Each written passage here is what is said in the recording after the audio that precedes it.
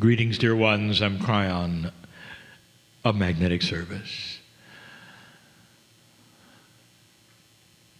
Here is a channel that my partner didn't expect. You may see a similarity to this channel in what some have called a science channel, but it isn't. Or a futurist channel. Not really. It's going to have information that many will listen to carefully. And then in the future, there will be validation.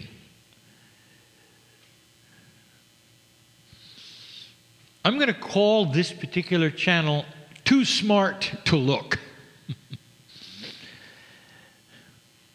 Dear ones, you represent a metaphysical core belief, not a system or a doctrine with rules, but perceptions of God that are greater than any doctrine. And all of you have a slightly different idea because all of you are individual, and that God inside will react, that soul that you have will be slightly different in your perception, in your intuition, but all of you will know something at the core. And that is this, that the love and the compassion of the creative source is in you. And in this time, it's going to start coming out in certain ways, individually, society, cultures, civilization. And the result is going to be a higher consciousness. But if you started to say those words to those on the street today, they would look at you, especially the smart ones. And you could tell by what they're thinking or what their eyes are telling and the smile that they have, and they won't say it, but it's almost like they want to pat you on the head and say, you'll be okay. And at the same time, they're envisioning perhaps you wearing a tinfoil hat with an antenna and walking around and receiving messages from beyond. And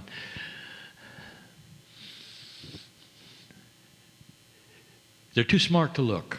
You see, they know better. They know better.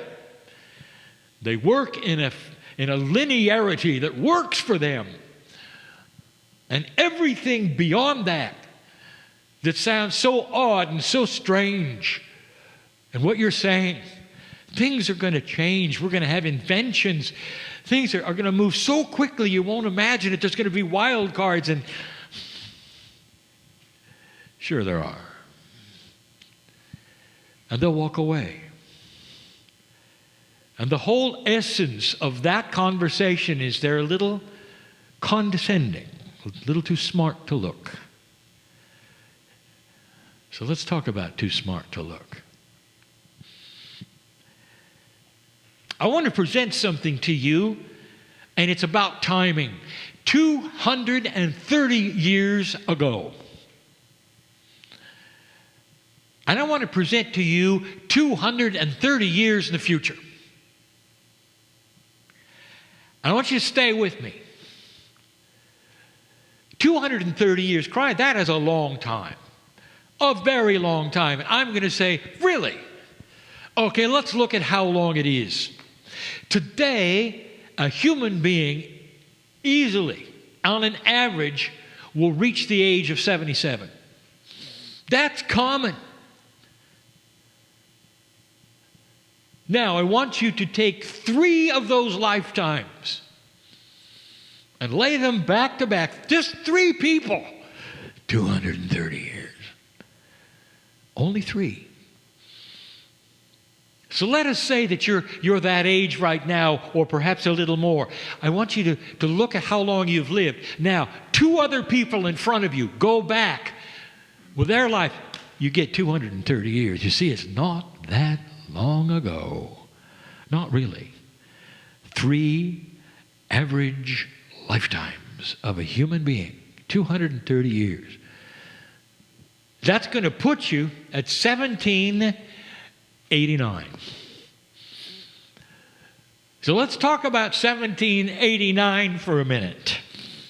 And let's take you back to someone who's a little too smart to look. Let's say you're going to go back there and tell them about today.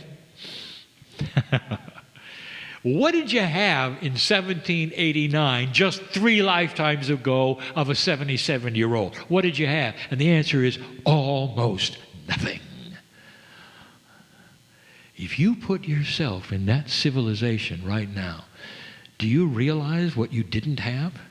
What you didn't even conceive of? Do you realize you'd never seen light without fire? You didn't have electricity. The idea that you could light a city without whale oil was fantasy. You could have light without fire? That's crazy stuff. No electricity? There were cities that you knew about in the United States which were deemed unlivable because they got too hot. You didn't even have refrigeration. You realized you didn't have flight. No one had ever flown yet. What would they think about a jumbo jet? What if you told them hundreds of people will get in aircraft, in spaceports that just have airplanes that fly around, and they're going to look at you and they'll say, "Have a nice little day." I'm too smart to look. Come on, don't bother me with these things. And what you're giving them is reality. Reality, absolute reality. Young person, I want you to think about this. They had no way of recording sound. Can you imagine that? If you wanted to go see a band at the time, you better listen clearly because you'll never hear them again because there's no way to record them. None. No recordings, no moving pictures, no electricity. And then if you mention to that person who was too smart to look and say, look, if you really want to know something that's very, very special, there's these little tiny microbial creatures that crawl around, but you can't see them. You see, they're invisible. And they create disease. You better boil your water. You better wash your hands because you're going to get disease. And they'll look at you and they'll say, that's enough. Leave me alone. And those are called germs today. Too smart to look. And that will be that same person, perhaps, that today is too smart to look. Can you imagine a society, 1789, where they had absolutely nothing of what you have today? You would not recognize it. Your day-to-day life would not even be recognizable. They wouldn't be able to manufacture the clothes you wear today. Their lifestyle, completely and totally different. They didn't have communication. They didn't have the telephone. They sent letters. Barely had rail. 230 years ago. That was yesterday, dear ones. That's the beginning of your country. Things like this are happening quickly. Let me bring you back to today. If in 1990 you went to a photographer's convention, you would have seen the filmmakers laying out their best emulsions. Agfa and Kodak and all of them, booth after booth, so proud. And if you'd walk up to one of them and said, "Excuse me, I know something is going to happen. You see, I'm from the future. I'm from 2019. I know what's going to happen." Film will be gone. And they would say, "Excuse me, what's going to replace it, Sonny?" You wouldn't be able to tell them, would you? Well, ones and zeros on a little plate. And they would say, "Okay, have a nice little day. Put on your little tinfoil cap." And they're a little too smart to look at what actually happened. Do you realize that film almost went away by 2012? If you would say, well, in 1990 you've got a thriving film industry, Hollywood, and you would say to the cinematographer, "Did you know that in the future you'll have a camera with no moving parts and no film?" "Oh, there is one moving part. It's called the lens that moves back and forth." And they'd say, you're crazy. That simply doesn't hold any water. That's not even very futuristic. No film, that's not going to happen. Well, it did. And by the way, it took a whole chemistry industry with it. Not just the filmmakers, but the ones who had the developing chemistry in all the labs and all of those kiosks around that would develop your prints and all. It's all gone. That's since 1990, 2012. Here you are in 2019. That's fast. What if you told that person that's too smart to look, there's going to be an evolution in consciousness? And they'll say, what does that mean? And you will say, there's going to be a revolution and a revelation in the energy of consciousness. We're going to be able to start doing things by thinking about them. Now you've gone too far. It's coming. I'm going to take you 230 years in the future. I do not tell fortunes, dear ones, but I can tell you these things are going to happen because they're already in progress. And if you were to tell somebody right now what I'm going to tell you, they're not going to believe it. Let me give you an example. 230 years ago, if you went back there and the whole object of you going is to grab somebody and explain a Wi-Fi. What is Wi-Fi? Well, Wi-Fi is one of those interim inventions that is based around principles that you didn't have yet. Not just electricity, but computing. And through the air transmission of radio or television, none of it was there. So now you're going to explain Wi-Fi, which is the connection of an internet. What is an internet? How are you going to explain that? Well, you say, well, it's connected to the computer. What's a computer? How do you explain that? You see, there's some inventions that have to happen because of the perceptions of the inventions you don't understand yet. So I'm going to give you one or two. 230 years is not very far. That's 3 lifetimes of a 77-year-old. Just 3. And you're there. So where do we start? I'll give you 3. I'll try to make these fun. Not technical. Not really. But fun. And the reason for this, the whole reason, is to put in perspective too smart to look.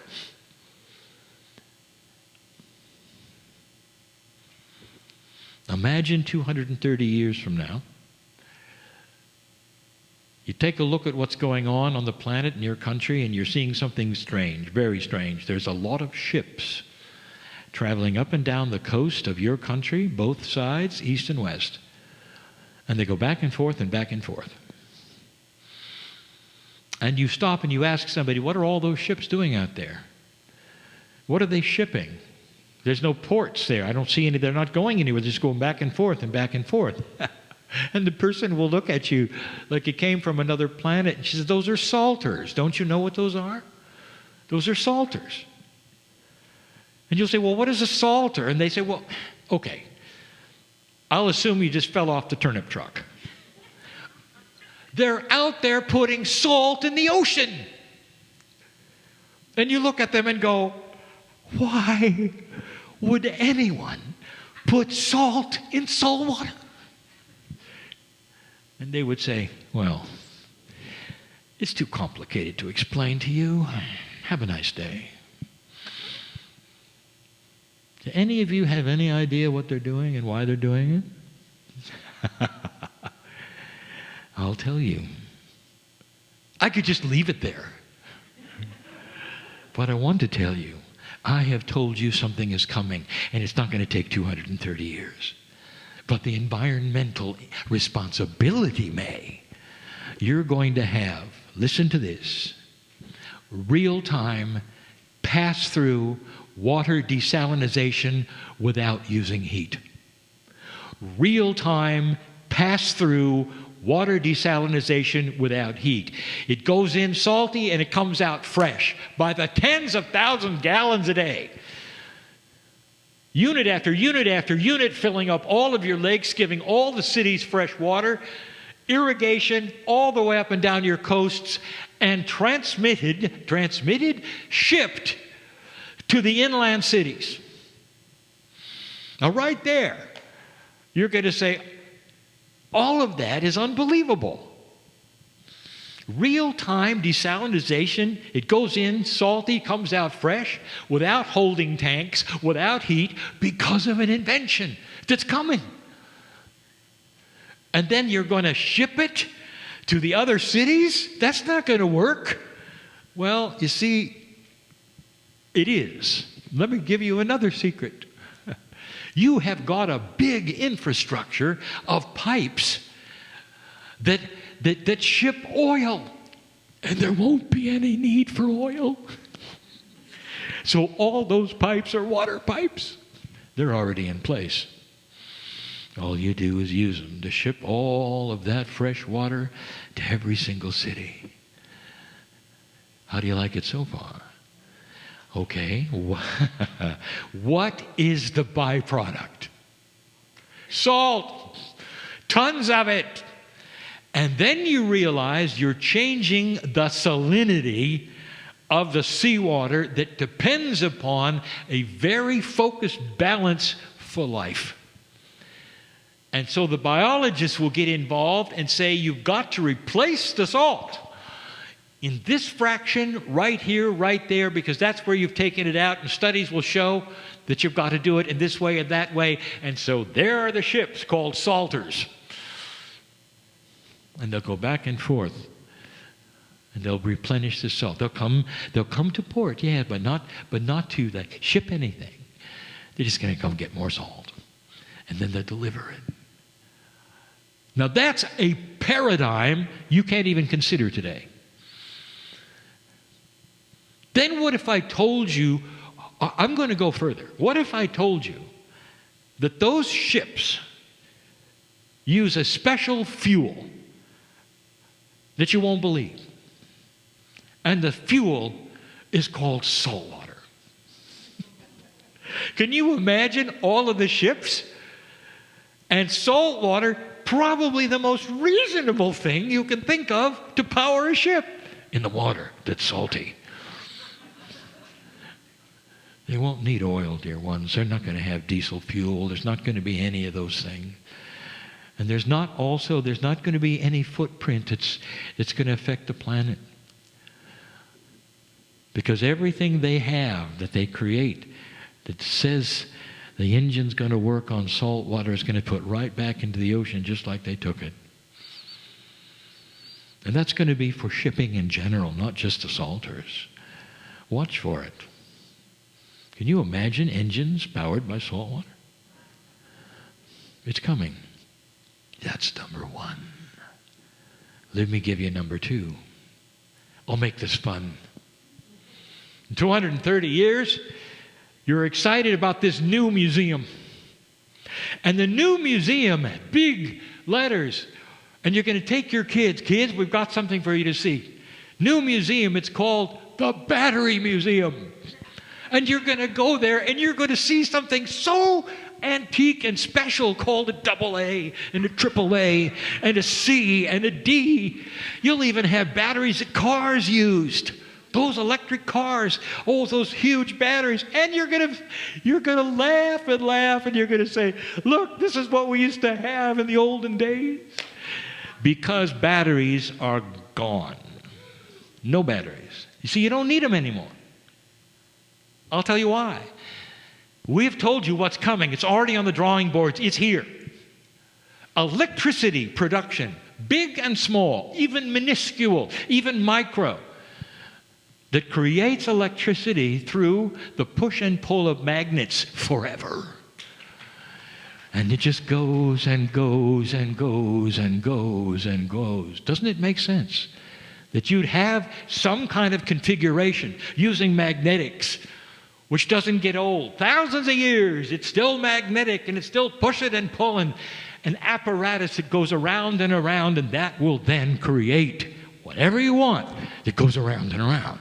But mainly for you, electricity. Imagine this for a moment. Produced in a micro fashion, an engine that creates electricity. It's not even as big as your fingernail. And that's in every single device you have that you carry around. So that means it's always charging. Do you understand? You don't have anything to plug in anymore. This extends to larger electric power for your homes, which will then be specific to a neighborhood if you live in apartments or your house in the garage. No more grid. There is no reason for a grid when you can make your electricity with absolutely no product that's going to be created that you have to dump.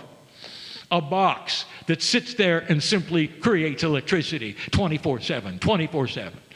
The only thing you might have to replace, perhaps, is a bearing every 10 years. Imagine appliances without cords, making their own electricity. What you call phones, which won't be. Devices that you carry in your pocket, still then for music and whatever other entertainment that you won't even know about by then. Connections to the planet, all self-powered. They don't need batteries. Now, here's where it gets good, because for those of you who are technical listening to this, you'll say, wait a minute. They're making electricity. Yeah, but there's got to be something in between the electricity maker and the circuitry. That used to be a battery which you could charge, but it's something else. You're right. That's an interim invention that's coming. And I'll just give you a hint. It's going to be called the cap. And there's a man named Faraday who will be very proud of it. It's the way of storage and release and variable electricity without a battery. It's coming. It's already here. How many of you are aware that when you take the batteries out of a device and then put them back in, the device somehow kept its charge? Did you ever think about that? Somehow it remembered everything, even though the batteries were missing. That's a hint. This is where it's going. So what if you tell somebody today that that's coming? And they'll listen to you. And they'll say, well, I don't think so. We'll always have batteries. We'll always have this and that, because the old paradigm is the old paradigm. And they don't want to think past anything. They don't want to think past any reality that they cannot conceive of. And they are proud of being linear. And they are so proud of the way things work today with the physics of today. And they will pat you on the head and say, have a good life. A little too smart to look. The third one is the hardest for you to believe, and with that I'll close. It's not that technical, dear ones. It just isn't. If you go to the atom and what you know about the atom, what do you find? And the answer is polarity. Positive and negative. Everything is polarized. And when you talk to the chemists, everything is polarized. You take a look at the way the human bodies work and the chemistry and muscles and all of that, and it's all about positive and negative. If you talk to a physicist and you say, tell me about the 4 laws of physics that you claim right now that are working, they will say, well, here they are. And each one of them has 2 sides, a strong and a weak force, positive and negative. Interesting, isn't it? All the way up to the laws. You've got 2 elements, just 2, positive and negative. Everything is polarized. That's what finally is going to give you that electricity, dear ones. By the way, that's also what's going to desalinate your water. But now the big one.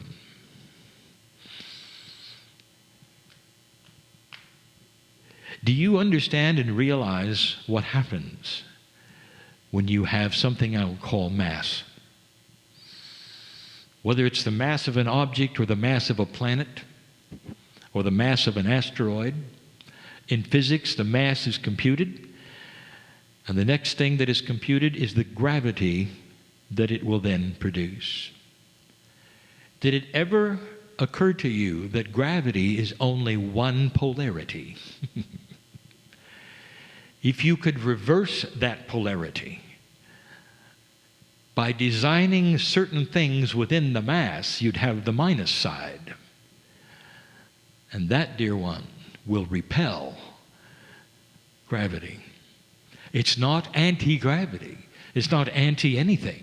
It's the natural counterpoint that physics understands, even within the laws of physics. Did it ever occur to you that gravity was a little one-sided? It's only one thing. It pulls. It never pushes. How would you like to make a push? And that's coming.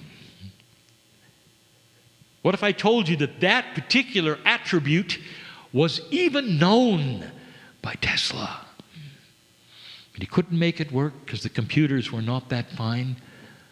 Things kept flying off the bench. He was so frustrated because he saw it. He saw it.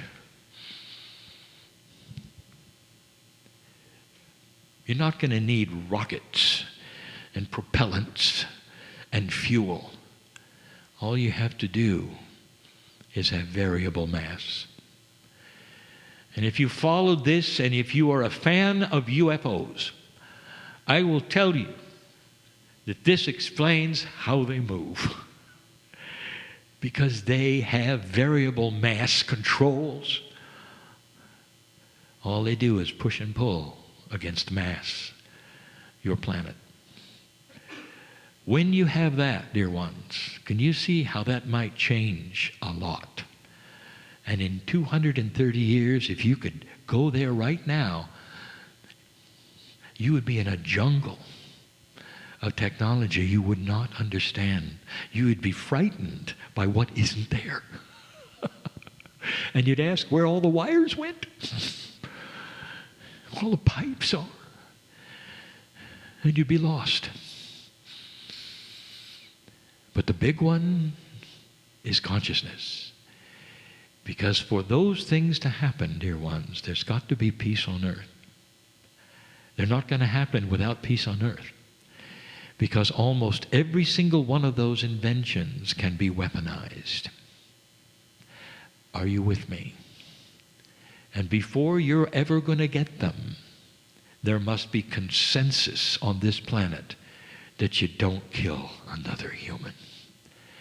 Not in mass, not one society from another, not a civilization. And I'm here to tell you that that is the potential. Too smart to look when you tell others that's going to happen. A world without war, no, impossible. A world that has these kinds of things, that's going to allow us to have water and food and replenishments of the ocean and things that you're told are going away. They're not going away. They're just going to be understood. Who are you? As you listen to this, I know who's here. You're not too smart to look, or you wouldn't have been in a Kryon meeting all day. But there are so many on this planet, maybe guided to hear this particular transmission today from the other side of the veil. It says, are you a little too smart to look? Do you see everything that we've talked about today as being so fanciful, not possible?